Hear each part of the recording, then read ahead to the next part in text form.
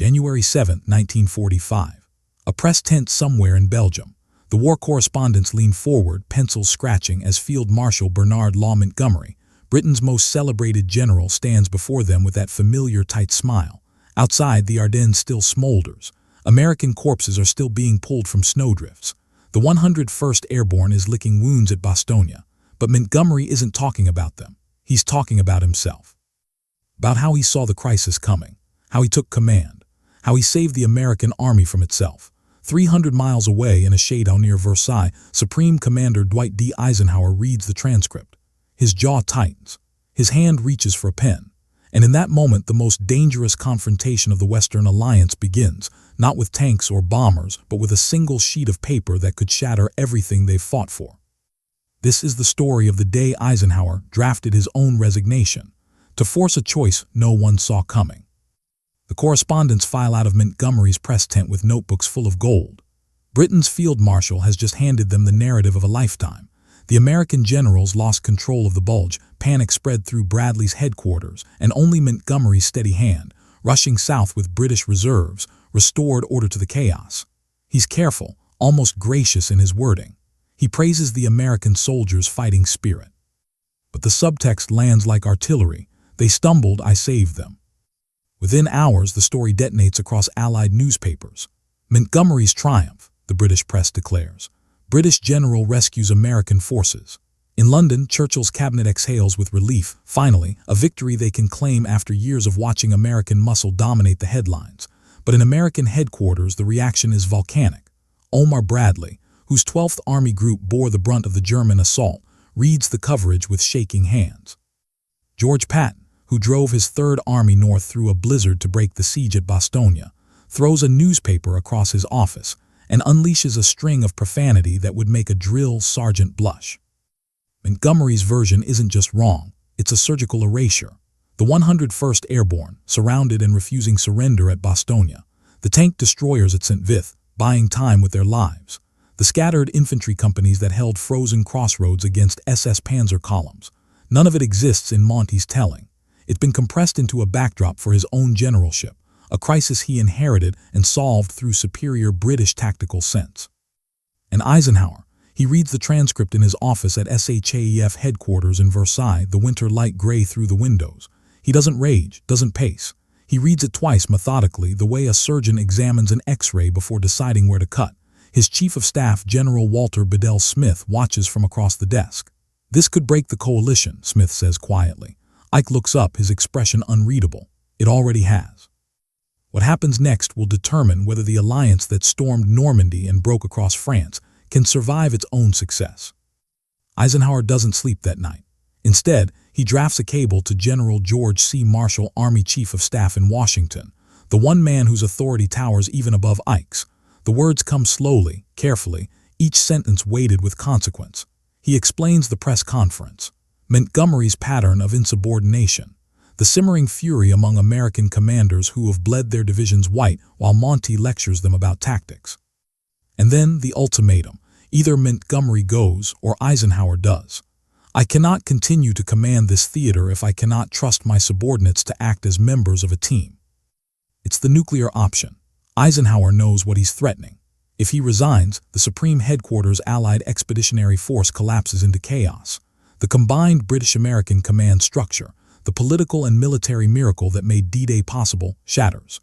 Roosevelt will have to choose between his theater commander and Churchill's favorite general. The alliance itself goes into crisis at the moment Nazi Germany is finally reeling. Hitler, holed up in his Berlin bunker, would toast the news with champagne. But Eisenhower isn't bluffing.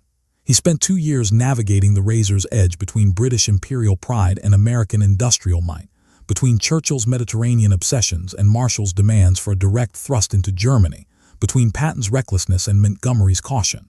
He swallowed insults, smoothed egos, rewritten operational plans to accommodate national sensitivities. He has bent and flexed and compromised until his spine aches with it. The Bulge was supposed to be the endgame, the last German gamble before the final push into the Reich. Instead, Montgomery has turned it into a referendum on American competence. The cable goes to Marshall encoded, eyes only. In Washington, Marshall reads it in his Pentagon office and immediately grasps the stakes. This isn't about wounded pride. It's about whether a coalition army can function when one of its senior commanders publicly undermines the others. Marshall has his own frustrations with Montgomery, the endless delays before Normandy, the cautious slog through Caen, the aborted Market Garden disaster at Arnhem. But firing a British field marshal would be a political apocalypse. Churchill would never forgive it. The British press would scream betrayal. Parliament might revolt. So Marshall does something almost Machiavellian in its elegance. He leaks the problem to Churchill without revealing Eisenhower's ultimatum, a quiet word through diplomatic channels. The Americans are at the breaking point with Montgomery. Churchill, political survivor that he is, understands instantly. His own chiefs of staff have been warning him for months that Monty's arrogance is becoming a liability. But the field marshal is a British hero, untouchable in the press, beloved by a public starving for good news. How do you rein in a man the nation thinks is winning the war? The answer, it turns out, is to make him think he's about to lose everything. January 11, 1945. Montgomery is at his tactical headquarters, reviewing maps of the Rhine crossing he's planning, when the dispatch rider arrives. The envelope bears Eisenhower's personal seal. Monty opens it casually, expecting routine operational updates or another one of Ike's committee-style directives, the kind of middle-ground compromises that drive Montgomery mad with their lack of decisive thrust. Instead, he finds a letter that stops his breath. Eisenhower's tone is clinical, almost gentle, but the message is a knife between the ribs. He recounts the press conference, the American reaction, the damage to coalition morale. He notes with devastating precision the casualty figures. American forces suffered over 80,000 casualties in the Bulge, the British under 1,500. He reminds Montgomery that Bradley's forces held the shoulders of the German penetration, while Patton's army relieved Bastogne, achievements Montgomery barely mentioned. Then comes the core. I have been unable to convince the American commanders that you act in the spirit of Allied unity. And finally, the blade. Either you issue a public statement acknowledging the American contribution, or I must ask the combined chiefs of staff to choose between us. Montgomery reads it twice, then a third time. The room suddenly feels smaller, colder. He's been in Eisenhower's headquarters enough to recognize the signature at the bottom, the careful typing. This isn't staff writing under Ike's name. This is Eisenhower himself, alone at his desk, putting the choice in black and white. And Montgomery, veteran of El Alamein, architect of Operation Overlord's ground assault, the man who believes he should have commanded the entire Allied ground force, realizes with sick clarity that he's miscalculated. He calls his chief of staff, Major General Freddie de Gingen. De Gingen reads the letter and goes pale. You have to apologize, he says immediately. Montgomery stiffens. I spoke the truth. De Gingen slams the letter onto the desk. The truth? The Americans lost 10 divisions worth of men in 3 weeks. Bastogne held because paratroopers dug in and died, not because you showed up with 2 British divisions in reserve. You want the truth. The truth is, if Eisenhower resigns, Churchill will throw you to the wolves to save the alliance. You'll spend the rest of the war commanding a training depot in Scotland. Silence. Montgomery has faced Rommel across the desert, sent men into the killing grounds of Normandy, gambled an airborne corps at Arnhem. But this, the prospect of political irrelevance of being shelved while the final act of the war plays out, this terrifies him in a way combat never has. De Gingen presses the advantage. Write to Ike. Retract the press conference. Call it a misunderstanding. Grovel if you have to, because if you don't, you're finished. What happens over the next 48 hours is almost pathetic in its reversal. Montgomery, the proud field marshal who lectured American generals on the art of war, writes not 1 but 2 letters to Eisenhower, each more conciliatory than the last. I would ask you to dismiss from your mind any thought that I criticize your policy, he writes. I am absolutely devoted to you. The man who claimed credit for saving the American army now insists he was misinterpreted, misquoted, misunderstood. It's a retreat faster than any Montgomery ever conducted on a battlefield. Eisenhower doesn't respond immediately. The silence itself is a weapon, and Ike knows it. Montgomery's letters sit on his desk while he consults with Bradley, with Patton, with Marshall in Washington. The American commanders want blood. They want Montgomery stripped of his northern command, relegated to a subordinate role, publicly humiliated the way he humiliated them. Patton suggests accidentally leaving Monty's forces behind during the Rhine crossing. Bradley, normally measured, says he'll resign if he has to serve under Montgomery again. But Eisenhower is thinking 3 moves ahead. Firing Montgomery would be a political disaster, yes, but it would also validate the British narrative that Americans can't handle criticism, that they're thin-skinned and vindictive. It would hand Nazi propagandists a gift. Allied generals feud while Germany fights on. And practically, Montgomery's 21st Army Group still holds a crucial sector of the front. Replacing him mid-campaign could cost weeks, maybe months. So Eisenhower chooses a different punishment. He accepts Montgomery's apology, publicly praises his valuable contributions, and then systematically strips him of influence. The final drive into Germany will be led by Bradley's forces, with Patton spearheading the southern advance. Montgomery gets the Rhine crossing at Arnhem, but it's a set-piece operation, tightly controlled, with American divisions attached to ensure he can't claim sole credit. Every operational decision now flows through SHAEF, with Eisenhower personally approving objectives. Montgomery remains a field marshal, but he's been caged. The British press never learns how close it came. Churchill, briefed by Marshall, quietly suggests to Montgomery that perhaps a more collaborative tone would serve everyone's interests. Montgomery, chastened, issues a lukewarm statement praising American valor at Bastogne. It's buried on page 6 of most newspapers. The moment passes. The alliance holds. But the relationship is poisoned beyond repair. Bradley refuses to take Montgomery's calls. Patton makes jokes about British rescue operations that never quite cross into insubordination but make his contempt clear. Montgomery himself retreats into a bitter shell, convinced he was right but silenced by politics. In his diary, he writes that Eisenhower lacks the firmness to face me down in person, so he resorted to threats. It's a stunning act of self-delusion. Montgomery faced down an ultimatum and blinked, but even in defeat, he can't admit the power had shifted. What almost no one realizes at the time is how close the entire Western alliance came to implosion. If Eisenhower had been a different kind of man, more prideful, less strategic, he might have escalated publicly, forced a showdown that split the coalition. If Montgomery had been less ambitious, less terrified of irrelevance, he might have refused to apologize and triggered the crisis anyway. But both men understood in the end that the war was bigger than their egos. One understood it soon enough to save himself. The other understood it soon enough to save them all. March 1945. The Rhine is crossed. The Ruhr is encircled.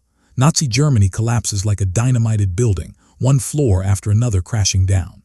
Montgomery leads his forces across northern Germany in a slow, methodical advance, textbook tactics, minimal casualties, and a careful eye on the political boundaries being drawn for post-war Europe.